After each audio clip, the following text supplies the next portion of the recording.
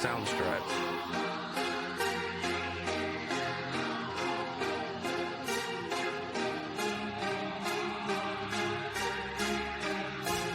Soundstripe.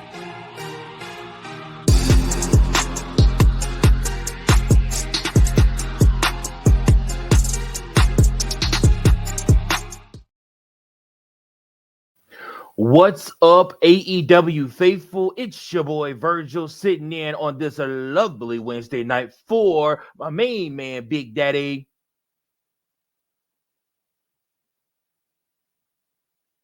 See?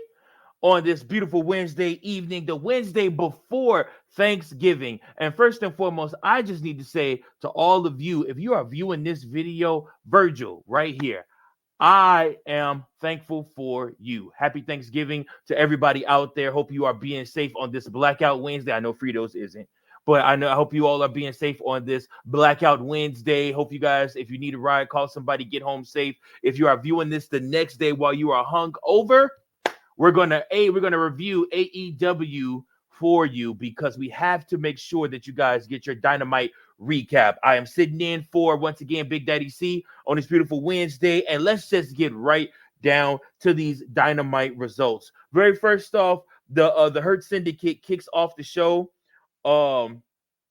MVP calls Lashley and Benjamin two men who are head and shoulders above everybody else. That's definitely the case when you're talking about AEW talent. He says that when MVP gives you an opportunity to join the Hurt Syndicate, it's like a golden ticket. MVP says that Swerve Strickland is arrogant and notes that Lashley beat him at Full Gear. He praises Strickland and highlights his success, but says that Lashley is the most dangerous man in AEW. MVP says that they are there for titles and power, and they are the merchants of misery. MVP turns his attention to Benjamin and says they are the best in the industry. Obviously, like I said, this was a good moment. Just again, coming off of that big, huge win at AEW Full Gear for Bobby Lashley, where he beat Swerve Strickland. Again, Hurt Syndicate, I almost called it Hurt Business. Sorry, Hurt Syndicate is the best thing going at AEW right now, especially with Adam Cole not necessarily being fully ready yet, as well as MJF taking some time off to film with Adam Sandler. So definitely want to make sure that we highlight the fact that the Hurt Syndicate, Bobby Lashley, Shelton Benjamin, MVP, putting on some of their best work and so much more freedom in AEW than what they had in WWE. So I'm excited to see where this group goes. So after that, the AEW Continental Classic begins.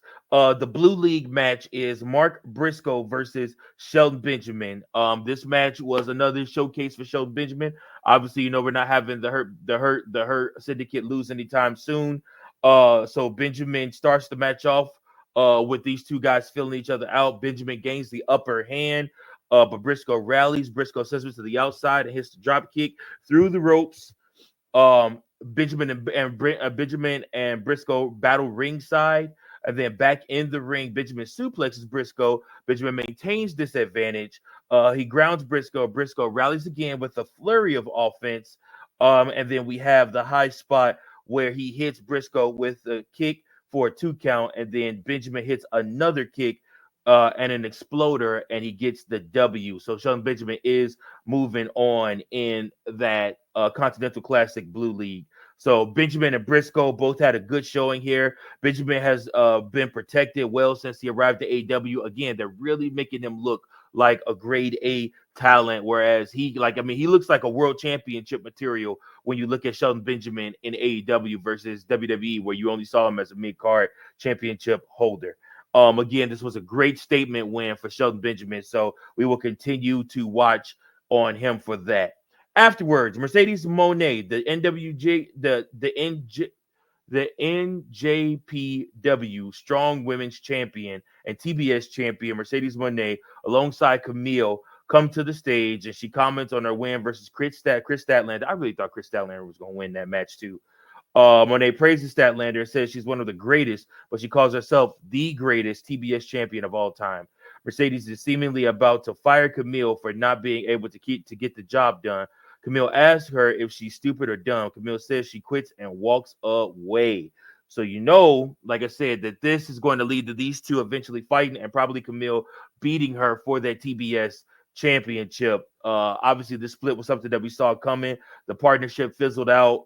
It just wasn't doing much for either woman. So, like I said, it's fine. Mercedes Moné will probably find somebody else to be her lackey, and this gives Camille a chance to go out and go on her own.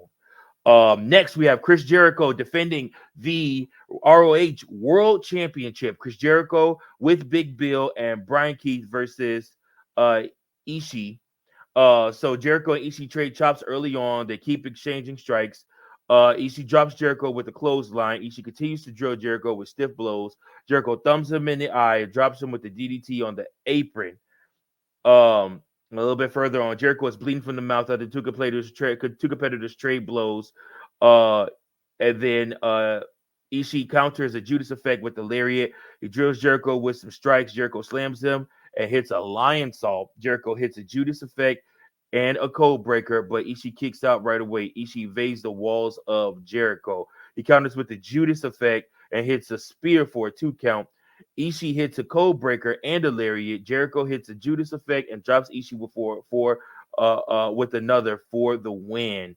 And your winner and still ROH, which I can't believe I'm saying it's 2024.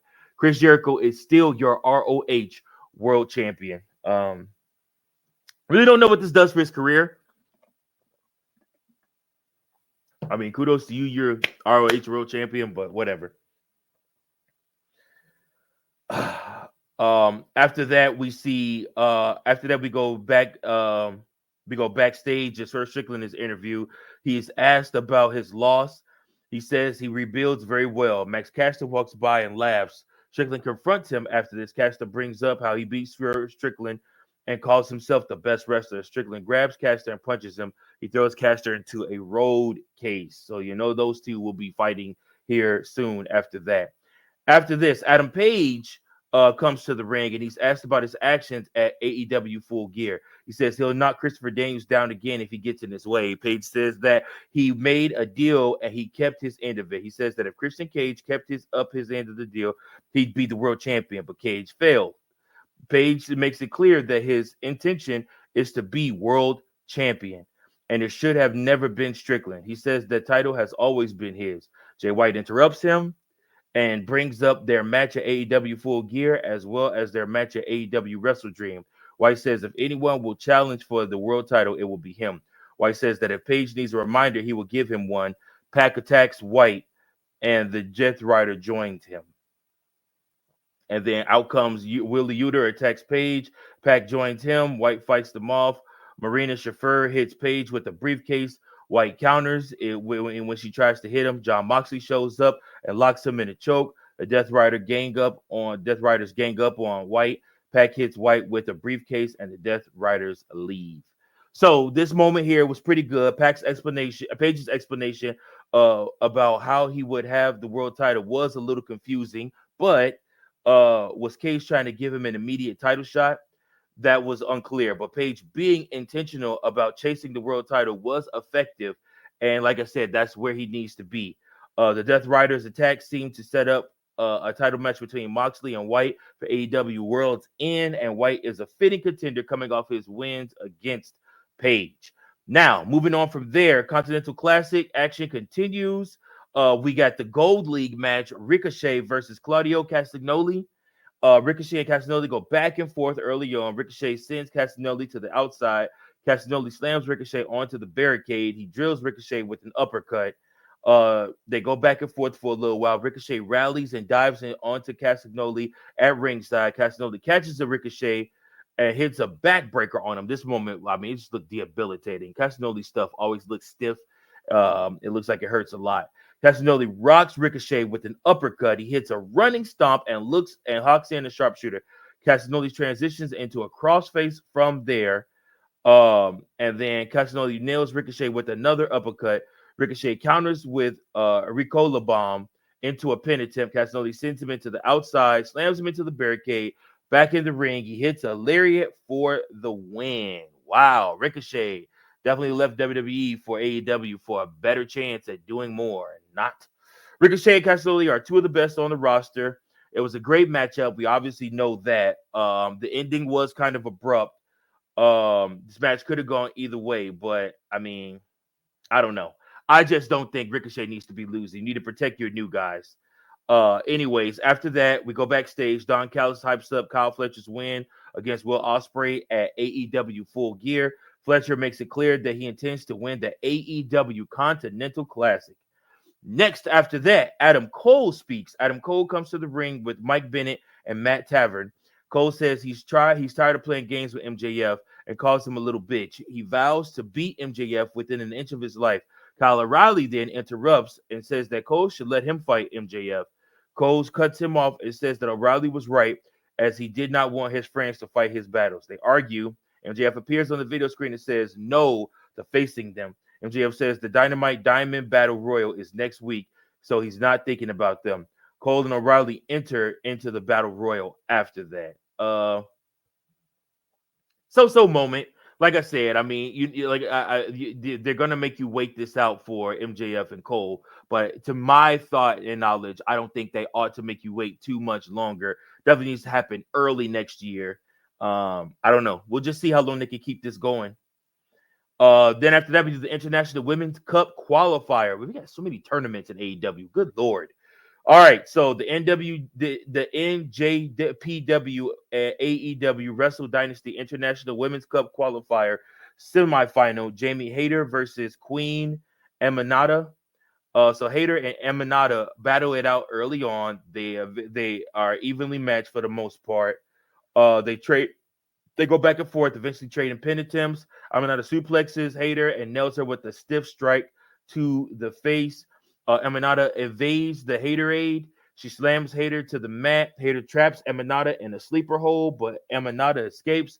Hayter gets a 2 count with a boot, and then Hayter hits a lariat for the win. And Jamie Hayter punches her ticket into that match. So after the match, though, the lights go out, teasing Julia Hart's return, but she does not come out. You guys want to definitely keep an eye on that because Julia Hart and Hayter have some unfinished business. In an interview after this, Mina Shikawa discusses Mariah May turning on her and says Mariah May is not who she thought she was. She calls May selfish. May attacks Shikawa from behind and whips her with her title. The broadcast team confirms that I know I'm not saying this right. Shirakawa will challenge May for the title at AEW Dynamite. Winter is coming. Then we go back to the ring for another AEW Continental Classic Gold League match. It's Darby Allin versus Brody King. King overpowers Allin early on, crushes Allin with 2 sentons. He continues to control the action. King sends Allin to the outside, slams Allin into the barricade. Then back in the ring, King grounds Allin before sending him back to the outside. They go back and forth for a little bit. King hits a cannonball in the corner. Allin hits a sunset flip for a 2 count. Allin dives onto King at ringside and dives onto him again. Hits another coffin drop out of the outside, but King counters a coffin drop and locks in a choke. He transitions into a Gonzo bomb for the win, and Brody King moves on in the Gold League Challenge. So keep your eye on that. After that, Claudio Castagnoli comes out. And he's about to attack Allin, but King stares him down, and he does nothing as your show comes to an end. So, all in all, not a bad Dynamite. Like I said, ratings are going to be lower, definitely just because most people are either out and about or doing stuff, getting ready for the holiday tomorrow. That is one reason why I am here to watch AEW for you, take notes for you, deal with the pain for you, and then be able to tell you what went down so that way you're not missing anything. Once again, appreciate you guys for watching. Pretty good show. Like I said, overall, I give it a B. Be great for a show. Like I said, it was pretty good.